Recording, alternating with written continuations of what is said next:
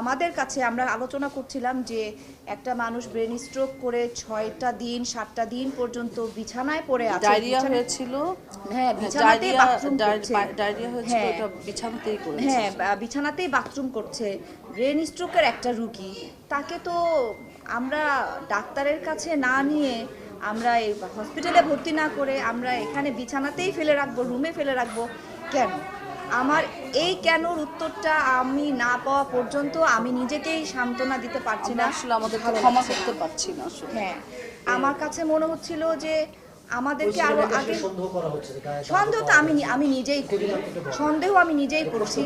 হ্যাঁ, প্রশ্ন তো থাকবে, কারণ ওকে আমি এখানেও জিজ্ঞেস করলাম, আমরা নিয়ে এসে বিপ্লব শরীফ ভাই, উনি, হ্যাঁ, আমি, পলি, আমরা সবাই মিলে তাকে ধরে এখানে নিয়ে আসলাম এবং অনেক জার্নালিস্ট এখানে ছিলেন এবং ভিতরে আলমগীর মামা ছিলেন, উজ্জ্বল মামা ছিলেন, আরও অনেকে ছিলেন।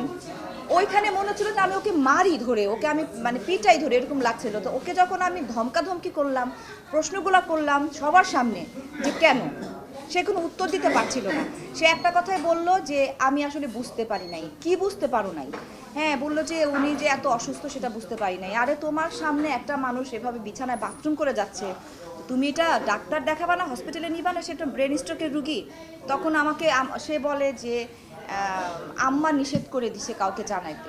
সেটা অসম্ভব, একটা ব্রেন স্ট্রোকের রুগী তো কথা বলারই, হ্যাঁ, সে কি করে আবার স্ট্যাটাস দিয়েছে, এটা বলো বেডে, সে আইসিইউর বেডে ছিল।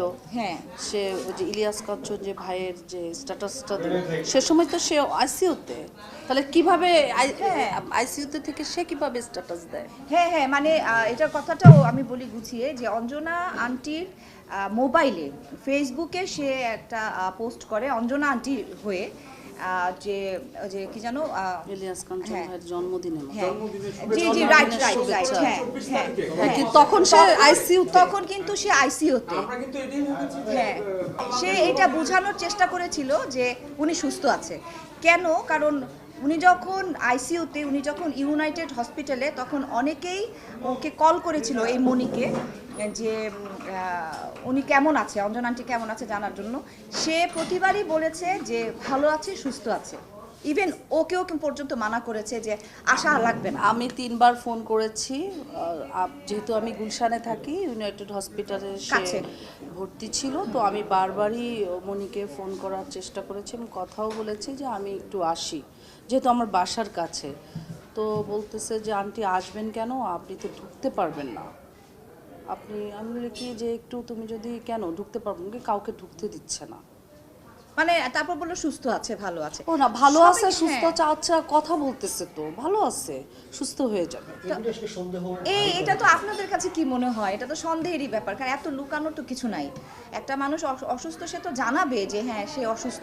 আপনাদেরকে জানানোর দরকার ছিল সবার আগে, তারপরে জানানোর দরকার ছিল শিল্পী সমিতি, আমাদের সবাইকে, প্রত্যেকটা শিল্পীকে তারই উচিত ছিল জানানোর। সেই সত্যটা উদ্ঘাটন হোক, আর এত অবহেলায় কেন তার চিকিৎসাটা করা হলো, কেন এত কিছু গোপন করা হলো, এটাই জানার ইচ্ছা। আমার কথা হচ্ছে, একটা মানুষ তো ধুকে ধুকে মরবে, হ্যাঁ, এত অল্প সময় এরকম, মানে কোনো চিকিৎসাই তো সে পায় নাই। হ্যাঁ, প্রপার চিকিৎসা কি সে পেয়েছে? ওরকম ভাবে তো পায় নাই।